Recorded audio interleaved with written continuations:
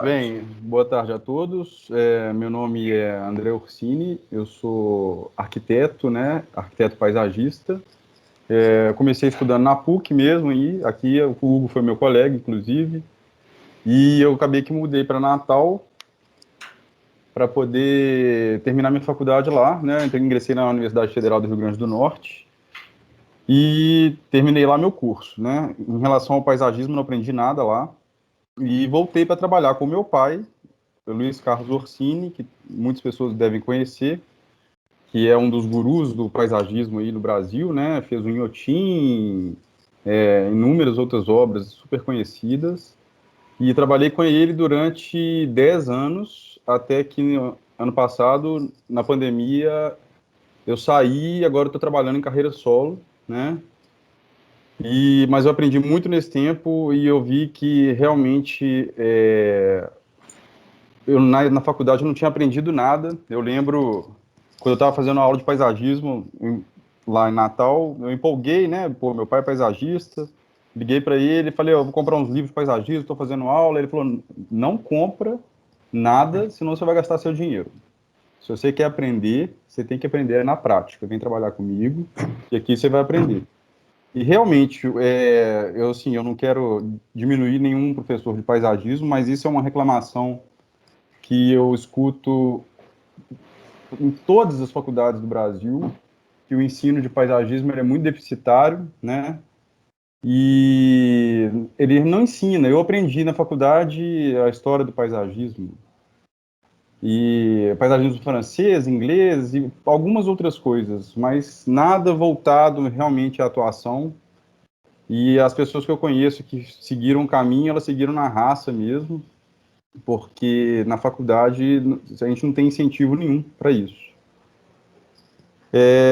Bem, a minha história é essa. Eu, com paisagismo, só trabalhei com ele mesmo, mas não preciso de outro, né?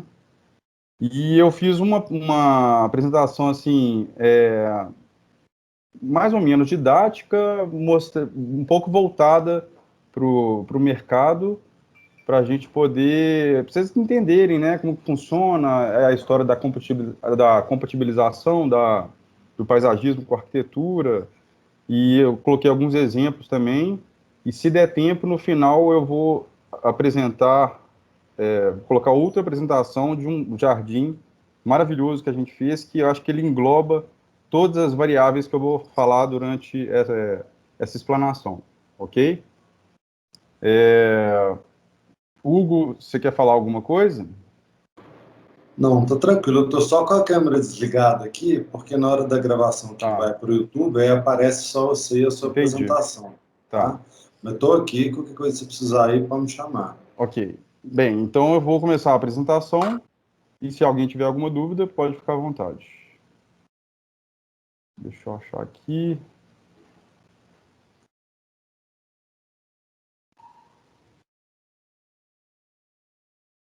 Bem, então vamos lá. Como eu falei, meu nome é André Orsini, né? Eu trabalho com paisagismo e ambientação e eu queria falar um pouco sobre o paisagismo, porque ele não é só voltado para a planta, ele está totalmente conjugado com a arquitetura e com o urbanismo. Então, a gente tem que trabalhar o paisagismo muito com as linhas da arquitetura, com as aberturas, com as paredes, né? Tem a questão dos canteiros orgânicos e ortogonais, que a gente na faculdade sempre quer fazer aqueles canteiros curvos, só que se tiver um piso do lado, fica meio complicado, porque você tem que pensar também na economia do cliente, né? Então, a gente fazia, isso aí fica imaginando o tanto de recorte que teria em pedras, por exemplo, para poder fazer um canteiro curvo. Tem algumas situações também que o paisagismo serve para esconder alguns defeitos, não defeitos, né? Alguma coisa que não ficou bacana na arquitetura, ou então uma situação não prevista, por exemplo, a gente coloca, tem uma piscina e eles vão precisar de um trocador de calor e ele vai ter que ficar ao ar livre. É uma coisa que não estava pensada antes e a gente tem que usar o paisagismo para poder esconder isso, né? Ou então, para acentuar um detalhe arquitetônico, você tem sei lá, uma abertura, um pórtico, um pergolado, que com o paisagismo ele fica realmente bem mais bonito. E eu acho que principalmente humanizar a arquitetura. Eu lembro quando eu comecei a trabalhar, eu entrava em obras, né, aquela coisa árida, tudo só concreto, tijolo. Quando a gente coloca a primeira planta na casa, parece que já tem alguém morando lá. É impressionante o efeito que já dá, né?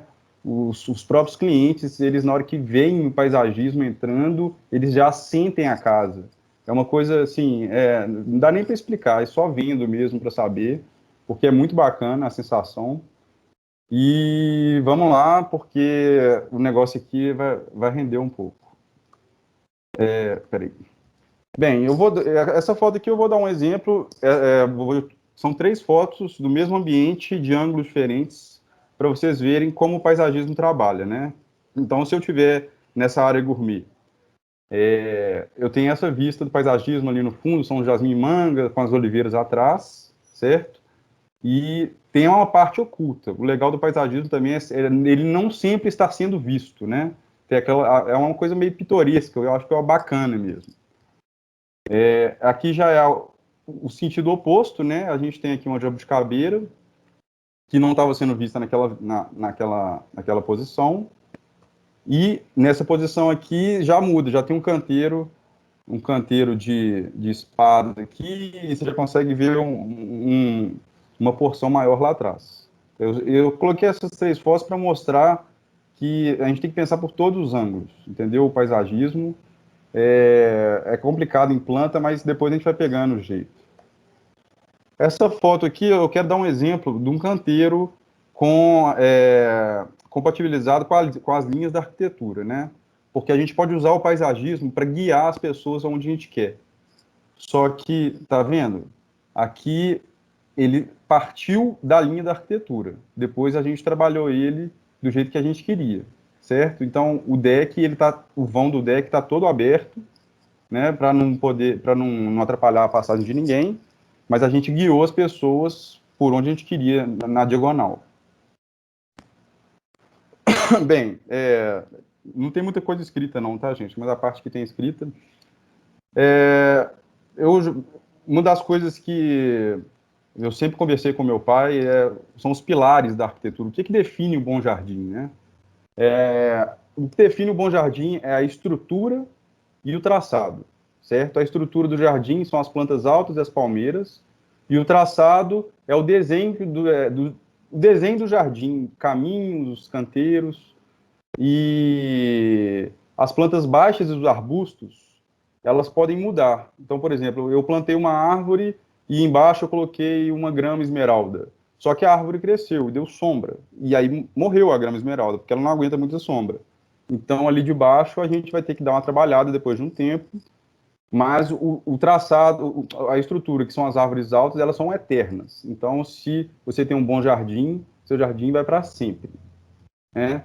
E a estrutura também, o traçado, ele continua. Eu vou mostrar uma foto aqui depois de vários canteiros, o mesmo canteiro com plantas diferentes, para vocês entenderem o que eu estou falando.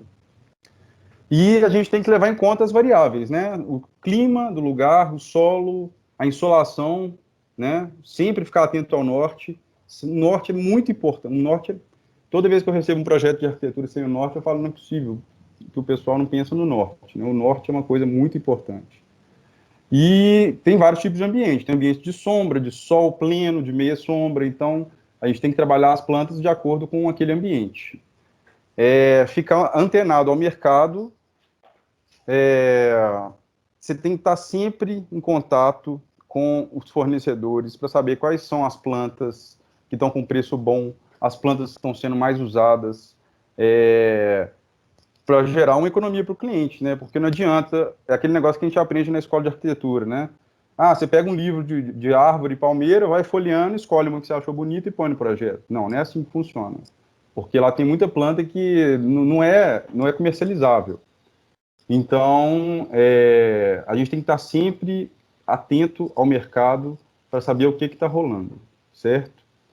Sempre pesquisar os viveiros. Se você mora perto de uma floricultura, de algum viveiro, vai lá de vez em quando, conversa com os atendentes, com o pessoal. Se você for fazer um projeto num lugar distante, pesquisa se tem algum viveiro lá perto, porque as plantas de lá já estão melhores adaptadas ao local, e para você entender melhor, né, como é o mercado de lá, certo?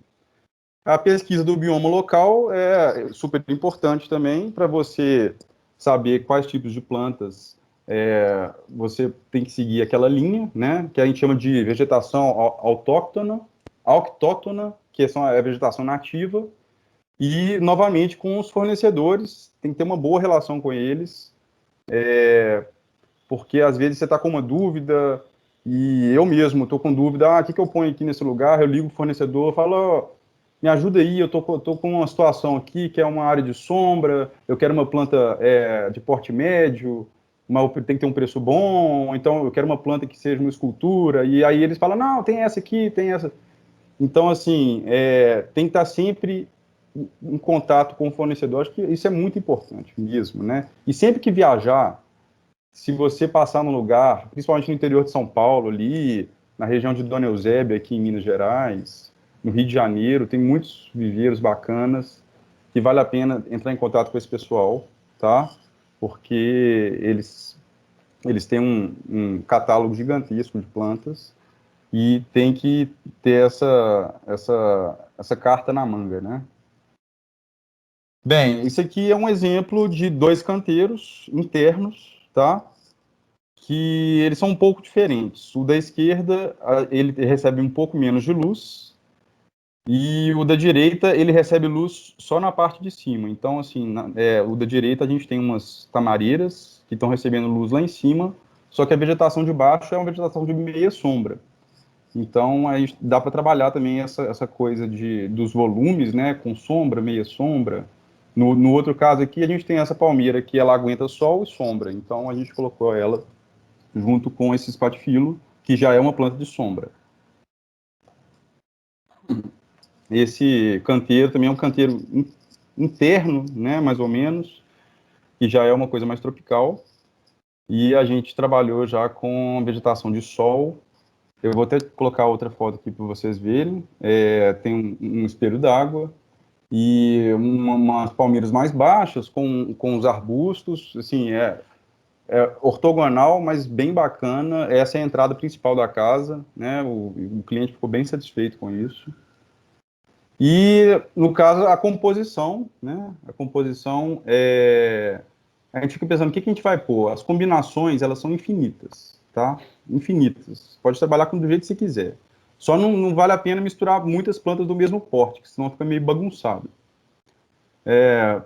Outra coisa é as manchas. As manchas, que eu falo, aquelas grandes manchas de plantas, né? Porque, às vezes, uma planta sozinha, às vezes você vai no jardim, tem um arbusto solto, você fala, nossa, tem um arbustinho ali, outro aqui. Agora, se você pegar essa mesma planta e fizer uma mancha grande com ela ganha outra cara e você realmente vê a beleza daquela planta. Eu vou colocar algumas fotos também, e acho que em quase todas tem, né? Prestar atenção sempre em ambientes na rua ou público-privado. Então, assim, se você está andando na rua, está andando na porta do prédio, presta atenção nas plantas que estão lá, nas composições que foram feitas, porque isso aí vai aumentando o repertório e aumentando a nossa referência para a gente poder trabalhar, tá? Eu antes não prestava atenção, agora eu ando na rua, assim, eu vou olhando cada jardim, de cada lugar, porque às vezes você vê uma composição bacana, você fala, nossa, legal, vou pensar em trabalhar com isso, né? As plantas coloridas também, muita gente fala assim, eu quero um jardim colorido, eu quero flor. Fala, mas você quer um jardim colorido ou você quer flor? Porque se você quer um jardim colorido, não vamos pensar em flor não, porque flor só dá uma vez por ano. O jardim colorido é a gente usar a planta colorida, ou a planta que já tem, a folhagem dela já é colorida. Por exemplo, o capim do Texas rubro, que é aquele vermelho, ele é sempre colorido, então você vai ter um jardim com um canteiro vermelho para sempre. Aí tem as plantas, tem um cróton, que é vermelho, verde e amarelo, que é lindo. Então, eu gosto de trabalhar a cor assim, que você tem um jardim colorido perene, para sempre. E abusar também dos materiais inertes, não só plantas, tá? A gente usa muito pedrisco, argila expandida, casca de pinos e até areia mesmo nos canteiros, para dar outro efeito, outra textura, que é importante, né? Eu vou mostrar alguns exemplos aqui também, tá? Esse aqui é um exemplo de um canteiro de lavanda. Se fosse uma moitinha só de lavanda, era uma moita de lavanda. Só que isso aqui é um mega canteiro maravilhoso de lavanda, com umas palmeiras, uns traquicarpos atrás. E é isso que eu estou falando, dessas manchas, entendeu? É isso que faz o efeito impactante mesmo, são as manchas. Os materiais inertes também, que eu falei, aqui a gente pode ver o pedrisco aqui, junto com a grama, então aquela mistura de texturas, né? É, o canteiro também de agapanto, com umas folhagens tropicais, uns filodendros, bem bacana. Aqui mais um exemplo de materiais inertes, aqui no Casa Parque, lá em Brasília, né? Um shopping, tipo o Ponteio aqui. E a gente trabalhou esse canteiro de pedrisco, aí tem um pedaço aqui de grama amendoim, né? Aí a gente pode ver, ó, a mistura de texturas também é uma coisa, assim, maravilhosa. Aqui a gente tem o Dion, tem o Aloe Trask, a grama amendoim e o pedrisco. Então, eu vou dar um exemplo, dois exemplos da mesma composição com planta diferente para vocês entenderem o que eu estou falando, né? Nessa foto, a gente tem um jardim tropical, tá? Isso é lá na Bahia. Aí tem as palmeiras, que são uns pticospermas, umas bromélias na frente, uns filodendros que embaixo das palmeiras e alguns arbustos de pequeno e grande porte. Isso é na entrada de uma casa. Essa é outra casa também, lá na Bahia, que é a mesma concepção. Você tem entrada com as palmeiras, os filodendros, arbustos de grande e pequeno porte. Só que as plantas são diferentes. Na outra a gente tinha uma pticosperma que era uma palmeira, essa aqui a gente tem essa palmeira que chama rabo de raposa. Eu vou até puxar aqui, ó, a frente da casa, tá? Bem bacana. Vocês podem ver aí os arbustos menores, os filodendros, que são as folhas largas, né? Vamos abusar sempre de filodendro, que é uma planta nossa, brasileira, tropical, é o símbolo do tropicalismo, a costela de Adão, né? Acho que é o símbolo máximo de todos. Não é o caso dessa, tá vendo?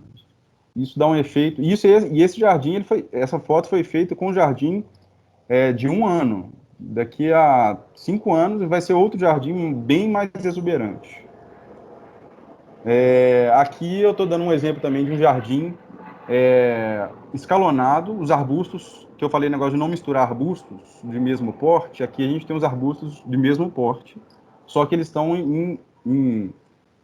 em alturas diferentes, né? É escalonado o jardim, então isso dá para a gente trabalhar bastante. E sempre essa mistura de texturas, né? Bem bacana mesmo. Trabalhar com conjuntos de árvores também é bem legal. A embaúba é uma árvore que dá para trabalhar muito bem com ela, porque ela é uma árvore de crescimento muito rápido e ela tem um tronco fino e dá para você colocar muitas juntas. Tá vendo? Eu até coloquei aqui, ó, a brincadeira da sombra, sabe? Porque os troncos dela fazem um balé mesmo, né? Até coloquei balé dos troncos aqui, bem legal. Aqui a mancha de capim do Texas embaixo, também que eu falei vermelha, né? Outro exemplo de mancha, aqui a gente tem vários, né? Então você tem esse canteiro central aí, que é uma planta que chama pitanga anã, que é uma pitangueira, só que é um arbusto. E ela dá uma pitanga pequenininha mesmo. Então a gente fez o canteiro grande dela, aí ela fica bem bonita. Quando dá a florzinha, quando dá a frutinha, ela fica toda vermelhinha. Aqui do lado a gente tem o capim do Texas verde. Aqui do lado a gente tem o capim do Texas verde, que também mostrando esse esquema das manchas, né, de trabalhar com os maciços, bem bacana. Aqui, outro exemplo é o capim dos pampas. Nesse projeto a gente tinha uma depressão no terreno e queria esconder, então a gente fez essa mancha gigante de capim dos pampas, que é uma planta maravilhosa, e que escondeu e ainda deu esse efeito, né? Que a pluma dela é linda.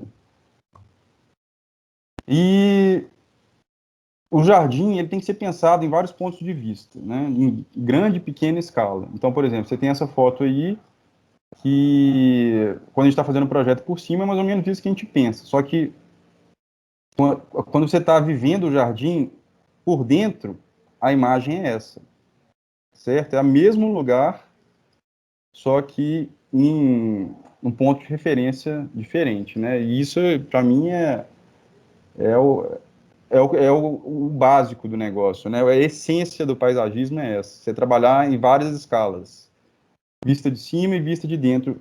E com o tempo, né, com a experiência, você já vai se quando você passa num caminho sem as plantas e pensa naquelas plantas, você já visualiza isso.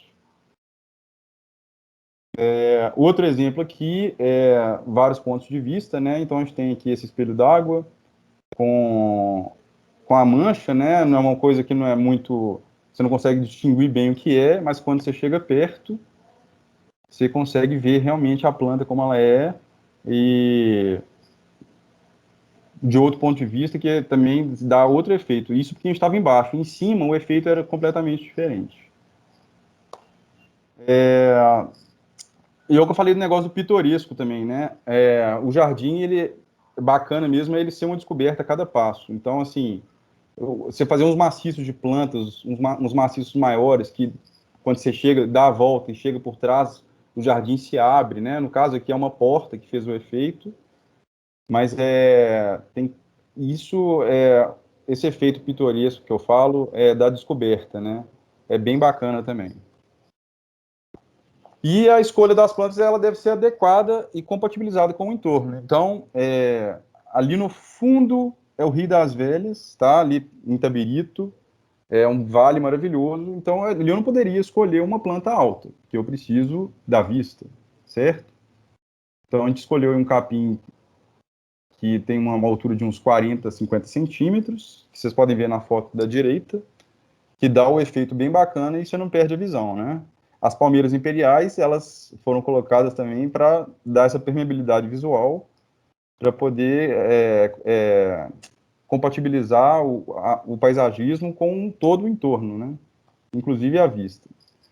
Aqui um exemplo de composição com uma mata atrás. Então, tem essa mistura de texturas também, principalmente quando você está trabalhando com uma vegetação já existente atrás, às vezes é bom dar uma bagunçada para poder fazer o negócio ficar mais natural. Então, é o que eu chamei de ordenamento caótico, né?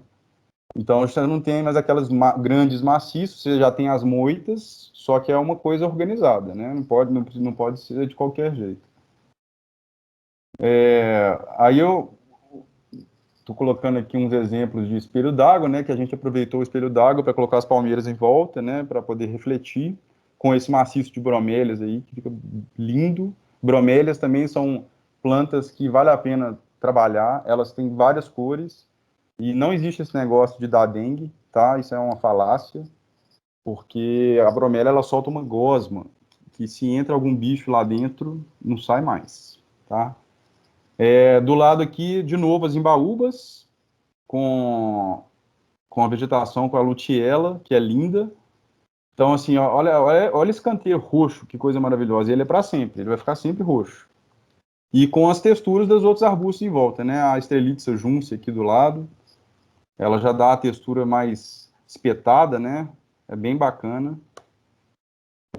Escalonamento de portes quando você está trabalhando com uma parede atrás, você não vai colocar a planta de menor porte atrás, né? Então você dá uma escalonada fazendo um jogo de escada mesmo. Isso aí é atrás de uma biblioteca, numa escola que a gente fez lá na Bahia, tá? A gente colocou essas palmeiras e essa outra planta que está comigo ninguém pode, a lutiela, e trabalhando também com o pedrisco, né? O pedrisco vermelho, porque se tem as janelas, a gente tem que dar um espaço para poder limpar a janela por fora. Então, isso é outra coisa que a gente tem que pensar em compatibilização com a arquitetura. Você não vai chegar com um maciço de planta na beira de uma janela, porque como é que limpa a janela? Entendeu? Então, a gente tem que sempre pensar nos mínimos detalhes para poder fazer ficar bom para todo mundo, né? Inclusive para a pessoa que vai limpar a janela. Aqui, de novo, uma composição, né? Mix de texturas e níveis, são plantas de mesmo porte, só que em níveis diferentes. Então, do lado esquerdo aí, a gente tem lá atrás a palmeira, aí depois tem o sagu, que está no nível abaixo, e o filodendro, o outro nível abaixo. Nesse outro da direita, aí lá em cima a gente tem a lamanda amarela, que é linda, a luteela de novo, e a agave polvo, não, a agave dragão, e a agave dragão um canteiro gigante delas, então fazendo esse quadro, né? Isso aí é um quadro maravilhoso. E aquele exemplo que eu falei do traçado, né? Então, a forração ela pode mudar, mas o traçado continua. Então, esse canteiro ele sempre teve um desenho muito bonito e o cliente não queria manter o desenho. Aí a gente colocou um canteiro com uma planta que durou muito tempo, só que aí com o tempo, não sei o que aconteceu, a planta não aguentou. E a gente teve que mudar e colocar umas. A gente mudou duas vezes e o final foram as bromélias do lado direito, que aí já não tem erro, bromélia é uma planta que não tem erro. E ficou bonito do mesmo jeito, né? Também a vista ajuda, também, né? Com a Amilcar de Castro atrás. Mas o que eu estou mostrando dessas fotos é o traçado, né? Aquela coisa que eu tinha dito. Outro exemplo também do traçado que continua, aqui a gente tinha um canteiro de agave, que é o mesmo agave da foto anterior, e a cliente, não, ela falou, eu quero mudar. Tá bom, aí doou economia nas plantas, e a gente colocou uma bougainville, e ficou desse jeito. Então, assim, o traçado continuou, e mudou apenas a especificação das plantas. E o efeito disso daí foi lindo também. Bem, e eu quero falar de outras competências do arquiteto, do paisagista, que não só plantas, né? Porque a gente pensa em paisagismo como só planta. Então, assim, eu trabalho com paisagismo e ambientação. Eu faço projeto de área externa, independente do que tem. Então, se você me der um projeto de uma casa com nada em volta, aí eu falo para o cliente, você quer o quê? Você quer piscina? Você quer área gourmet? Você quer um fogo de chão? Você quer um lago? Então, assim, áreas externas, piscinas, pergolados, espelhos, que eu vou mostrar um exemplo também, fogo de chão, lago, faço projeto de horta, coloco escultura, eu também insiro mobiliário, né, especifico mobiliário, o tipo de piso, em todos os caminhos, então, assim, é bem mais amplo do que a gente pensa, que seja só as plantas, né, a vegetação. Então, isso aqui é um exemplo de uma horta que foi projetada, né, para ter uma melhor ergonomia, porque ninguém merece agachar para poder ficar pegando as plantas. Então, a gente coloca a horta ali a uns 60, 70 centímetros e fica até bom, as crianças adoram. Aí você pode fazer ela de tijolo, só de alvenaria. No caso aqui a gente colocou, foi feito de alvenaria, mas colocou a ripa de madeira, né? E os caminhos, né? Esse caminho foi todo projetado, inclusive é meio que um solo cimento, todo especificado, bonitinho. O fogo de chão, o fogareiro pessoal sentar e tomar um vinho de noite, né? Isso foi tudo projetado por nós. Eu faço muito, o pessoal adora. Às vezes ele é enterrado, às vezes ele é só um tacho, você coloca lenha e coloca umas cadeiras em volta, isso não importa. O que importa é você pensar no ambiente para a pessoa. Um exemplo de espelho que eu falei dos espelhos é que a gente usa muito espelho no jardim. No caso, esse jardim é um jardim grande, mas o espelho é muito bom para poder expandir o jardim quando ele não é, não tem um tamanho tão grande, né? Você expande todo o ambiente. Então aqui, ó, esse aqui é o resultado final, tá? Com um lago atrás, bem bacana. E esse espelho, eu coloquei espelho cinza aí, porque esse é um espelho especial, que ele resiste às intempéries. É um espelho mais caro, é feito de cristal cinza, tá? Mas se o cliente tiver bala para poder bancar, vale a pena demais trabalhar com isso. Não sei se vocês conhecem a Sumizura, ali no Santa Efigênia.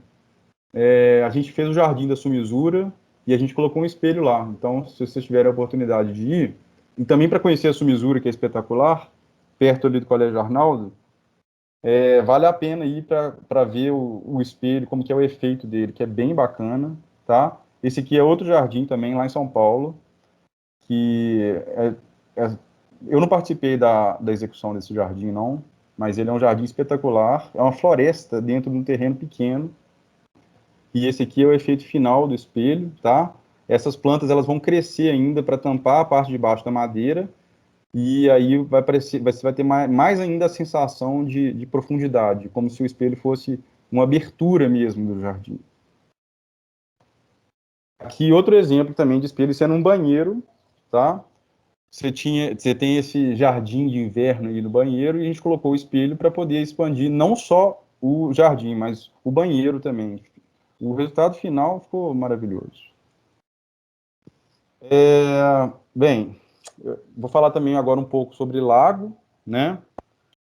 Essa foto, ela é muito especial porque a gente tem esse conjunto de macaúbas e lá no final, vocês estão vendo em amarelo, é um conjunto de bromélias, que eu chamo é o caminho do ouro, né? Porque quando você chega lá, até passar uma foto aqui, ó, no começo aqui, ó, são as bromélias, e você chega lá, tem esse espelho d'água maravilhoso, todo projetado por nós também, certo? Fazendo a composição com a casa, e que dá um efeito, assim, não tem nem o que dizer de tão bonito que é.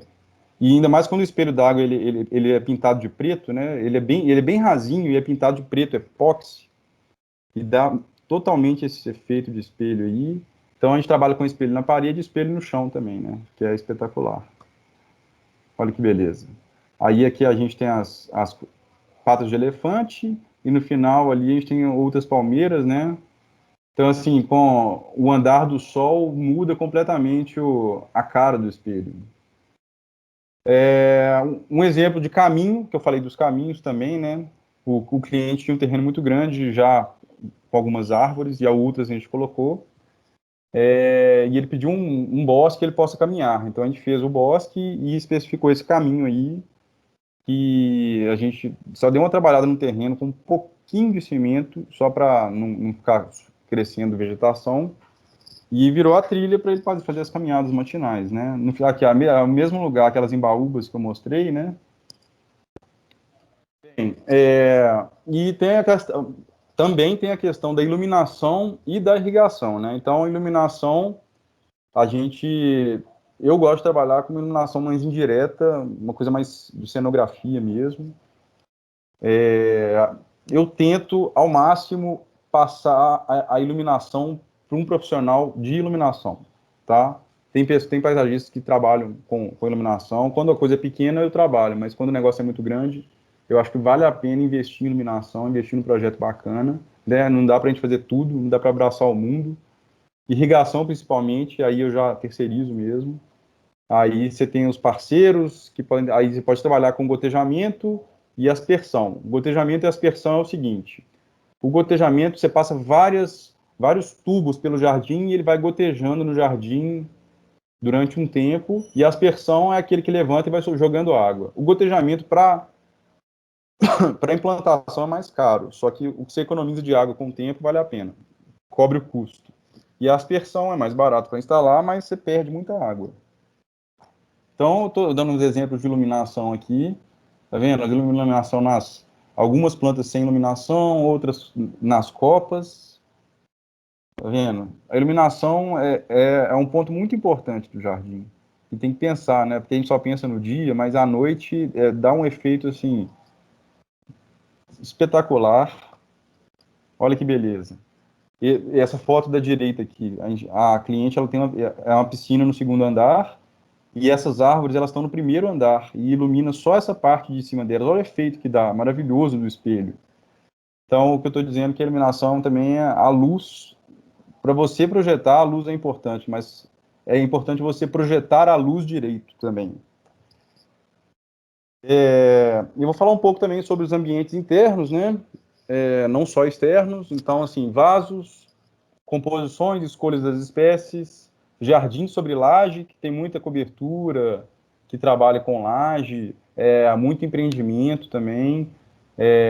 Aí você tem que pensar sempre na drenagem, que você pode trabalhar com uma manta, com brita, Matemática, quem não gosta de matemática vai ter que voltar a gostar, porque, principalmente geometria, eu mexo com geometria o dia inteiro, calculando volume de terra, calculando o volume de vaso, de tudo. Você também tem que estar muito atento à profundidade de terra que você vai ter nos ambientes internos para você escolher as plantas, porque não adianta você escolher uma planta que precisa de espaço para crescer. E o desenho das jardineiras também é uma coisa importante para se pensar junto com o piso, né? Eu vou dar um exemplo daqui a pouco de uma obra que a gente fez que contempla várias coisas assim. Então, uns exemplos de vasos, né? Com as composições. Aí do lado esquerdo a gente tem um vaso mais rústico com um Philodendron Xanadu, que é lindo.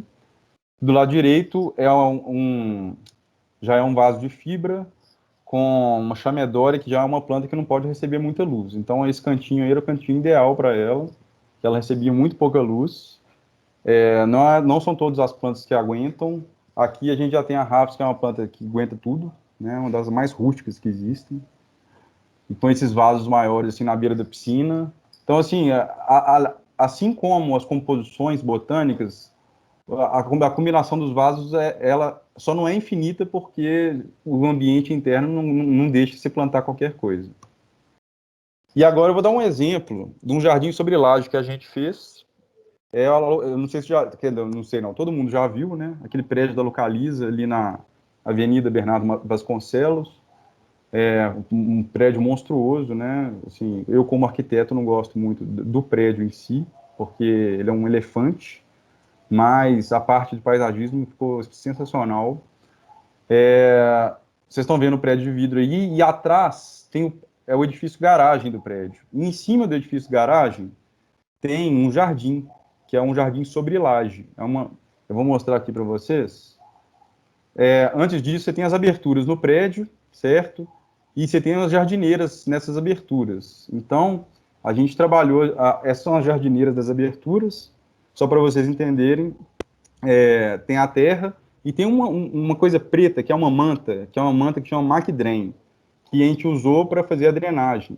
Então, assim, a gente poderia ter usado brita com uma manta por cima, só que pesa.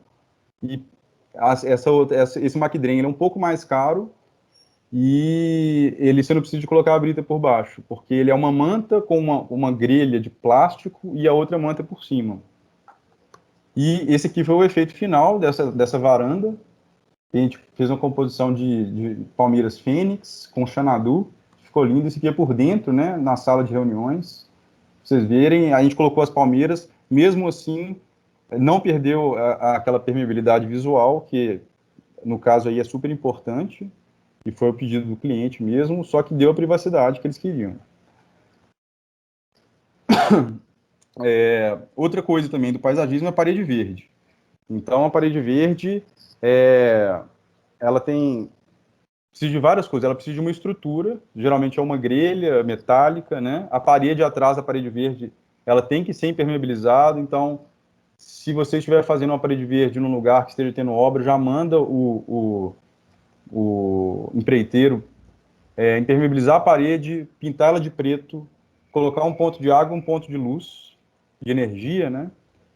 E para você colocar os vasos. E tem empresas especializadas que fazem isso. Eu prefiro também não adentrar muito em parede verde, porque as empresas elas fazem irrigação automatizada e que liga aí 6 horas da manhã, goteja, e às 6 da tarde de novo, não precisa ficar ligando, e é uma especialização mesmo. Como eu disse, é muito difícil você querer fazer tudo. Não dá para abraçar o mundo inteiro, né? Quando a gente começa, a gente quer abraçar tudo, quer fazer tudo, mas depois você vê que é meio complicado. E se você quer um resultado melhor, às vezes é melhor terceirizar. Então, assim, esse é um exemplo de parede verde, né? Isso é no Rio de Janeiro. Aí é uma área de sol, então tem uma composição bem tropical, tem bromélias, tem filodendros, tem asparagos, liriópis, tem várias plantas, só que tem muita parede verde interna, então você tem que pensar em plantas de área interna. Então, jiboia é uma planta bacana, aera é uma legal. Tem muita planta para trabalhar. Só tem que escolher. E se você tiver alguma dúvida, é o que eu falei dos fornecedores. Você fala, tô com ambiente interno, não sei o que, pô, vai lá na floricultura, se você já tem intimidade com algum fornecedor, vai lá, fala, ó, o que eu ponho aqui em tal lugar? E aí eles te ajudam, certo? Bem, em relação à apresentação, eu não vou colocar nenhuma foto de planta baixa, não, porque eu acho que não precisa. Mas, assim, geralmente você tem a planta baixa com as plantas, você tem que colocar o nome científico, popular, algumas apresentações, algumas observações complementares, cortes, né? Sempre o máximo que puder para mostrar para o cliente, para o entendimento dele, 3D, de preferência, ou um croquis, e, e a foto das espécies, né? Não adianta você chegar com uma apresentação sem foto, porque você pode até entender, mas o cliente não entende. E uma das coisas melhores, que eu acho ótimo, né, do paisagismo, é exatamente isso. Poucas pessoas entendem muito, então você tem uma liberdade muito maior para colocar o que você quer, entendeu? Se você tiver argumentos, você pode colocar o que você quiser. Assim, lógico que sempre pensando na economia para o cliente, né? Mas o céu é o limite nesse caso. E depois vem o projeto executivo, né? Que aí você especifica mesmo as plantas, coloca o porte delas, as densidades, que eu falo assim, por exemplo, eu tenho um canteiro de grama amendoim, então eu planto 40 mudas por metro quadrado. Eu tenho um canteiro de 100 metros, então eu vou precisar de 4.000 mudas. É mais ou menos isso. Sempre cotar as plantas todas e os canteiros e todos os detalhamentos que precisar. Se você fez um projeto de um pergolado, de um fogo de chão, sempre colocar o detalhamento, né? E depois do projeto executivo, com as quantidades e as especificações das plantas, você consegue fazer o orçamento para o cliente, tá? Então, assim, o porte é uma coisa muito importante, porque quanto maior a planta, mais cara ela vai ser, tá? As quantidades de todas as plantas e insumos, as observações complementares, no caso, uma palmeira, mas ela é tripla, então você coloca lá, palmeira, porte 4 metros, tripla, então ela tem que ter 3 hastes. Então você sempre tem que colocar isso, porque isso pode, às vezes, gerar um desentendimento no futuro com o cliente, tá?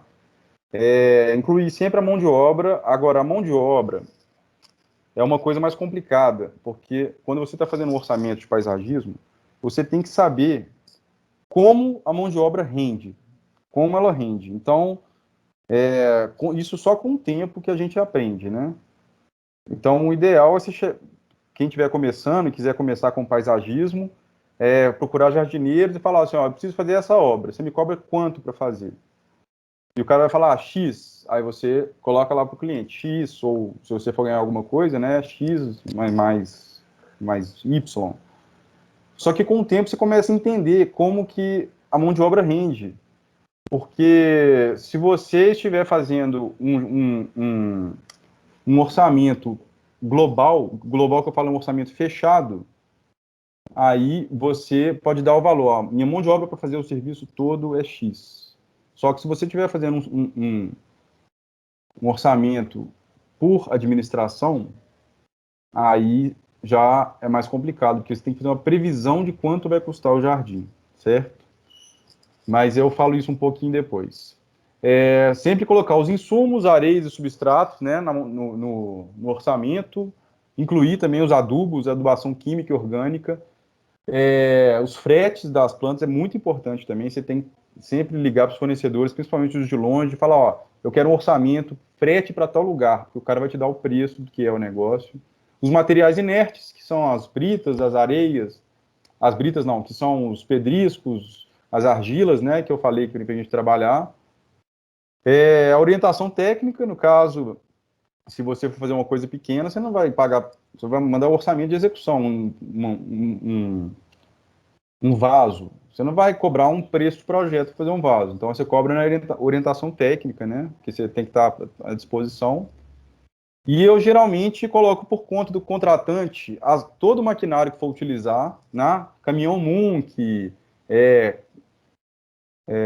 trator, retroescavadeira, água na obra também. Você não pode colocar isso na sua conta, tá? As obras civis todas. Então, você fez um projeto de um pergolado, mas você fez o projeto só, você não vai executar. Então, a obra civil de execução do pergolado é em conta do cliente. E caçamba também, porque é muito difícil a gente mensurar isso. Às vezes o terreno, você pensa que é de um jeito e é de outro, e aí gera muito mais. Então, as coisas que não tem como a gente mensurar, a gente tem que jogar para o cliente. Geralmente eu mando a terra, quando a obra é grande, a terra também é por conta do cliente, ok? E aquele negócio que eu falei do preço global, que é o preço fechado, que você já entrega o valor para fazer o serviço todo, ou por administração, que aí você tem as medições, né, mensais, e tem que render, né? Então você tem que saber como que rende sua mão de obra. Por exemplo, você tem um jardim, você fala assim, eu vou gastar mais ou menos uns, sei lá, uns 30 dias para fazer isso aí. Aí você coloca lá a mão de obra de 30 dias. Pode ser que você gaste menos, pode ser que gaste mais. Por administração, o cliente vai pagar o que foi usado. Preço global, ele vai pagar aquele valor, e se passar, você tem prejuízo. Se você conseguir fazer num prazo menor, você tem um lucro maior. E por fim, no orçamento é a garantia das plantas. Planta tem garantia também, tá? Geralmente a gente coloca 6 meses de garantia para as plantas, desde que elas sejam bem tratadas, porque já teve cliente meu que um mês depois eu cheguei na casa do cara, a planta tinha morrido. Quando eu fui olhar, o cara não colocou água na planta. Então não aguenta mesmo. Inclusive o primeiro mês que você faz um jardim é o mês mais importante para o jardim. A quantidade de água tem que ser quase o triplo do que ela realmente necessita para as plantas poderem soltar raiz. E aí que entra a adubação química também para ajudar. E é isso. Depois de 6 meses, se a planta não morreu, não vai morrer mais. E se morrer depois também, paciência, né? Porque acontece muito de, depois de um ano, morrer uma planta e o cliente falar, olha, morreu. Eu falo, tá, você quer outra? Eu te vendo. Entendeu? Mas tudo é conversado, né? Bem, a execução também, você tem que sempre estar procurando as plantas com o menor preço e a melhor qualidade do mercado, né? Que aí é aquela coisa da boa relação com os fornecedores que eu falei. Então, às vezes, você faz um orçamento e coloca no orçamento a planta com preço tal. Só que, pô, apareceu um fornecedor que está com uma planta com um preço melhor. Então, você já vai ganhar um pouco em cima disso, porque o cliente já fechou aquele valor e você vai conseguir a planta com um preço melhor. Aí é aquele negócio da boa relação com os fornecedores, porque às vezes o fornecedor não tem a planta e ele consegue ou te indica alguém que consiga aquela planta e principalmente prazo para pagamento, tá? Então, em relação a essa relação com os fornecedores, o prazo é uma coisa importante, porque o cliente nunca vai... É difícil o cliente pagar antes. E gestão de obra, agora já é a parte da obra mesmo, né? Para quem está começando, tem que ficar...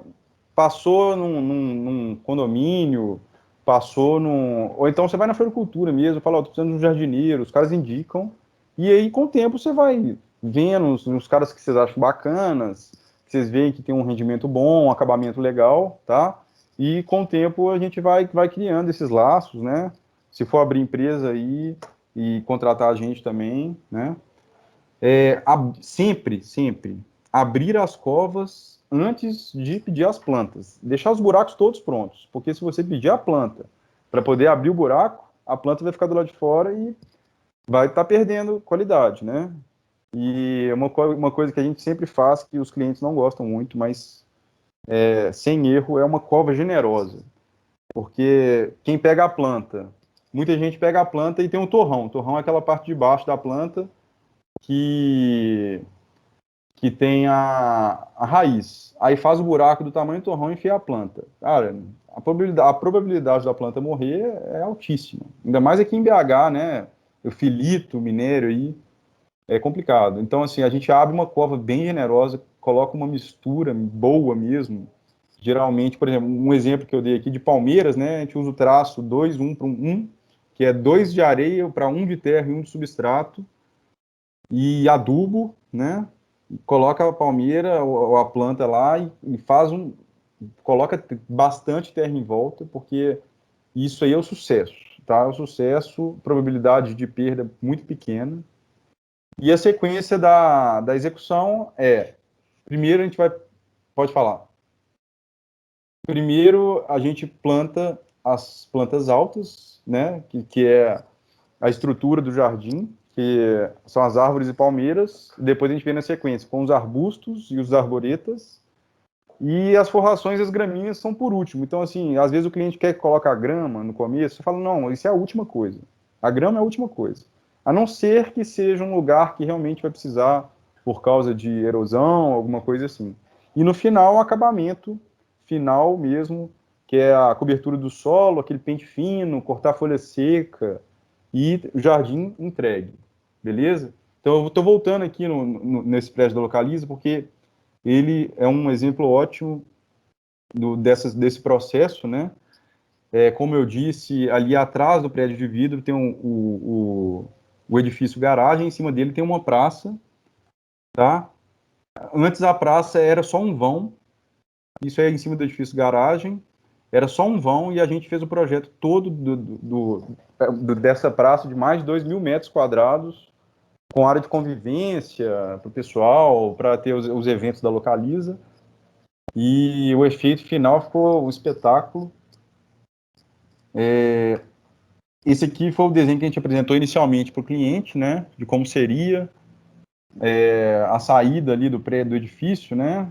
Com as jabuticabeiras, um pergolado, junto com o deck de madeira. Aqui tem um espelho d'água atrás também. E o resultado final foi bem fiel. Essa era a planta baixa que a gente apresentou para ele na época, né? E agora eu vou passar para vocês verem como foi fiel. Só um minuto, desculpa. Passar para ele como foi fiel a execução. Então, esse aqui é o resultado final, isso é real, tá?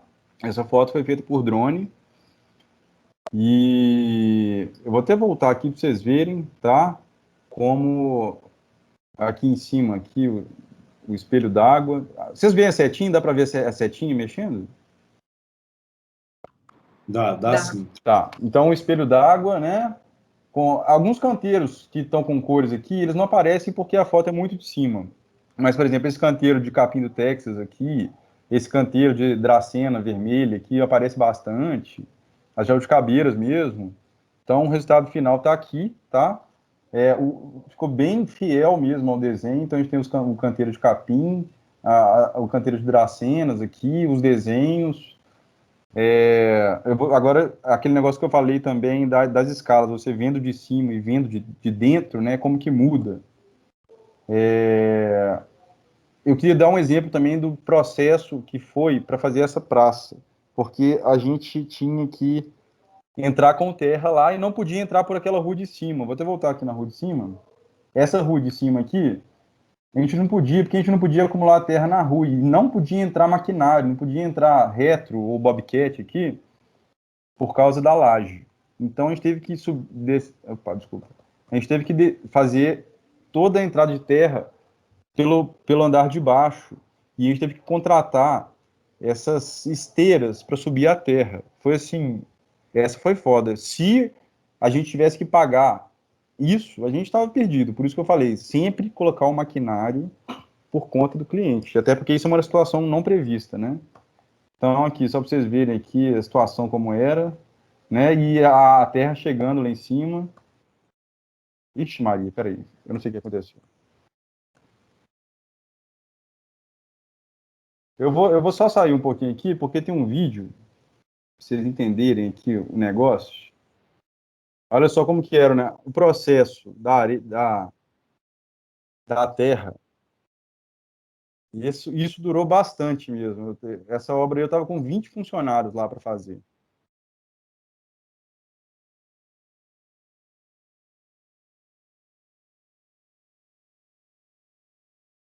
André, eu não sei se tá passando, mas não tá aparecendo ainda. Não está aparecendo? A gente tem que Não. compartilhar a tela, ou o desktop ou o vídeo. Mas não está compartilhado? Peraí.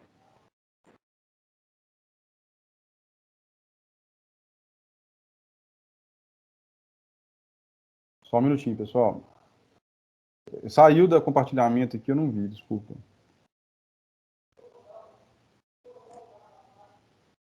Vocês estão vendo a tela agora? Tá, beleza. Tá, então eu vou colocar de novo aqui o...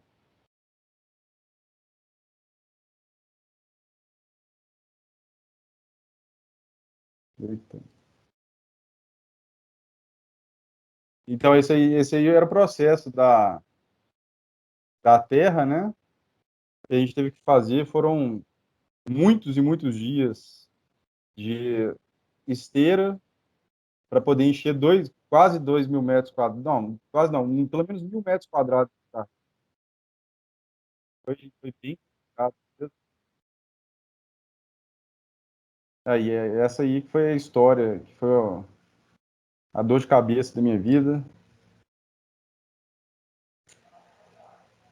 E o resultado final foi começando a aparecer, né? E a gente trabalha também muito com fazendo ondulações de terra, não deixar sempre plano, porque isso aí dá um efeito espetacular. Então, aqui é um exemplo. Primeiro as palmeiras estão plantadas, né? E depois que as palmeiras plantadas, começa a chegar a vegetação. Aqui é a dracena vermelha que eu falei com vocês. A dracena já plantada, tá vendo? Para esconder aquele negócio que eu falei de esconder alguns não defeitos, né? Algumas situações imprevistas, né? A gente tinha essa caixa gigante aqui que não podia aparecer na praça. E, olha lá, esse aqui já um resultado melhor, resultado final já. Aqui eu queria dar um exemplo também dos buracos. Está vendo que todos os buracos das palmeiras eles já estão feitos antes da gente entrar com as palmeiras.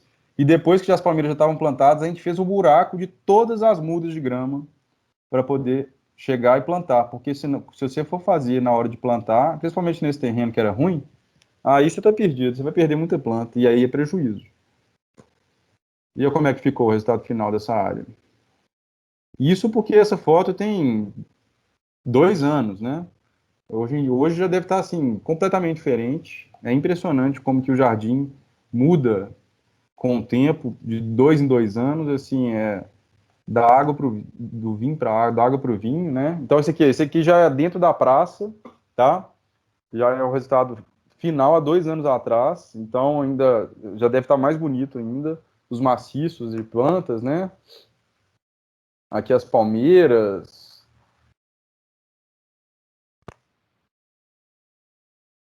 Aí, aqui, por exemplo, o cliente tem aqui aquela comunidade do outro lado da Antônio Carlos e ele queria tampar. Então, a gente fez um maciço de vegetação aqui, que hoje já deve ter tampado, né? E não dá para ver nada mesmo. Aí a iluminação também, aquele negócio que eu falei da iluminação cênica, só em alguns lugares, para poder dar o efeito de sombra e luz, que é bem bacana. E aqui é a entrada principal, aquela mancha de capim do Texas que eu falei, né, vista de cima. Olha que efeito espetacular que dá, com as jabuticabeiras aqui na ponta, são 8 jabuticabeiras. À noite, olha como é que elas são, fica bem bonito lá. E não tem jeito, o jardim, ele não é igual a arquitetura, né, que é inerte, né, que você fez a arquitetura, está pronto. Não, o jardim, com o tempo, ele vai melhorando, melhorando. Então, quando o cliente chega, eu entrego um jardim e o cliente chega para mim e fala, tá pronto? Eu falo, não, o jardim tá bonito. Daqui a 2 anos ele vai ficar lindo e daqui a 5 anos ele vai ficar exuberante. E aí depois ele vai só melhorando, né? Então, só a última foto, eu queria dar um exemplo ali na Localiza mesmo. Esse aqui tinha sido acabado de plantar as plantas e 1 ano e meio depois, esse mesmo lugar, olha como é que tá. A diferença é, assim, absurda, impressionante. Você imagina com 5 anos, essas árvores vão estar gigantes, né? E eu acho que é isso. Eu não sei se tem tempo ainda, mas tem outra apresentação. Eu não sei se o pessoal se tem o tempo ainda, que tem as etapas certinhas de, de todo o processo, tá? Eu não sei nem que horas são, 4h40, já está tarde já. É isso. Eu espero que vocês que tenha sido satisfatório para todos.